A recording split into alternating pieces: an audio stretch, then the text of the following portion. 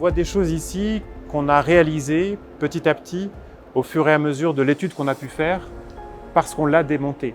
Et on l'a démontée pour la déplacer, on ne l'a pas démontée pour la restaurer.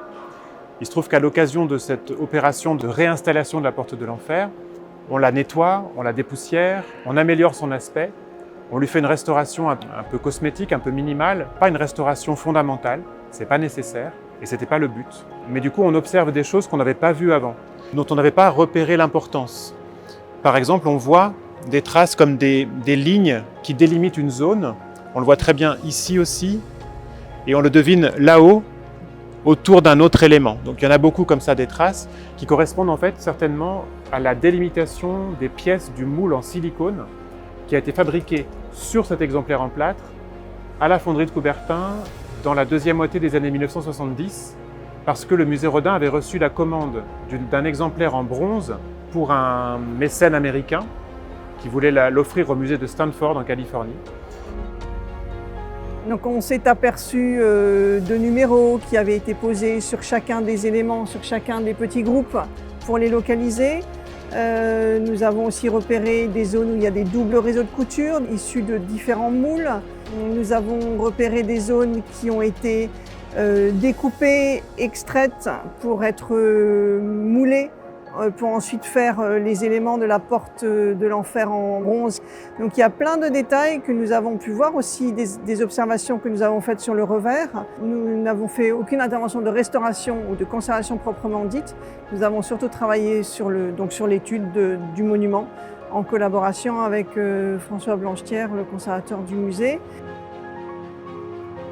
Ce qu'on a réalisé, c'est à quel point il y avait des traces de cette prise d'empreinte des années 70, à quel point il y avait des traces aussi du vieillissement de l'œuvre, parce que pour la prise d'empreinte, par exemple, on a appliqué un agent démoulant, quelque chose qui, un petit peu comme le beurre qu'on met dans le moule pour faire une tarte ou un gâteau, ça facilite le démoulage. Cet agent démoulant, c'est un produit chimique, ça varie avec le temps, mais surtout, lui-même, il évolue dans le temps. C'est ce qui fait qu'aujourd'hui, on a des traces très jaunes.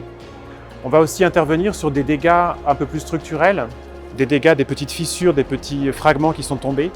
Maintenant qu'elle est remise en place, on va pouvoir intervenir là-dessus pour réparer. Donc pour nous, la complexité, c'était de travailler sur une œuvre monumentale, mais qui est également une œuvre très fragile. Très fragile parce qu'elle est en plâtre, et aussi très fragile parce qu'il y a énormément d'éléments qui sortent du fond de la porte et qui font qu'à chaque fois, ce sont des zones de fragilité, surtout quand on bouge l'œuvre et qu'il y a des tensions qui se créent et qui sont inévitables, quelle que soit la qualité des lingages. Il a 1 siècle et 5 ans de vie derrière lui, dont 35 années au musée d'Orsay depuis 86, adossé à la Simèze. 35 années pendant lesquelles, évidemment, on n'a pas eu accès à l'arrière. La poussière s'est accumulée et on a pu nettoyer seulement quand on a déposé en décembre 2021.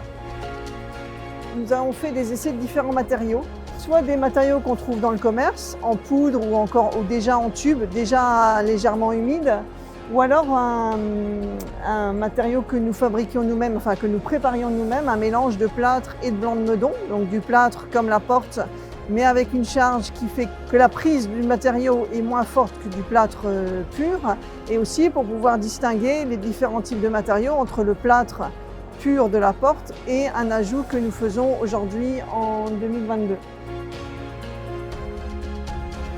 L'idée d'installer la porte de l'enfer dans l'axe de la nef s'est accompagnée de la volonté de la mettre en valeur en lui adjoignant des œuvres qui permettent de mieux la comprendre, de mieux comprendre son histoire, qui permettent de comprendre comment Rodin a créé des figures et des groupes qu'il a transformés, assemblés, repris sans cesse tout au long de sa carrière, mais spécialement pendant les années 1880, pour composer le grand ensemble qu'est la porte de l'enfer ici derrière nous. Cette phase de création va donner naissance à des œuvres aussi connues que Le Penseur, par exemple, qui se trouve au centre du tympan. Le Baiser, qui représente Paolo et Francesca, donc un des couples d'amants maudits que Dante met en scène dans la Divine Comédie, qui est la source d'inspiration initiale de Rodin. Beaucoup d'œuvres ont été créées dans ce contexte de genèse de la porte de l'enfer. Et puis nous voulions aussi évoquer la manière dont les œuvres conçues, les figures et les groupes conçus pour la porte de l'enfer, intégrés à la porte, prennent aussi leur vie autonome en devenant des œuvres de plein droit, c'est ce que nous avons de l'autre côté, avec des plâtres et des bronzes, certains appartenant aux collections du musée d'Orsay. Elles viennent du musée du Luxembourg, qui était l'ancêtre du musée d'Orsay, et d'autres mises en dépôt par le musée Rodin à nouveau. Et nous remercions nos collègues du musée Rodin de nous avoir permis d'avoir un si bel ensemble autour de la porte.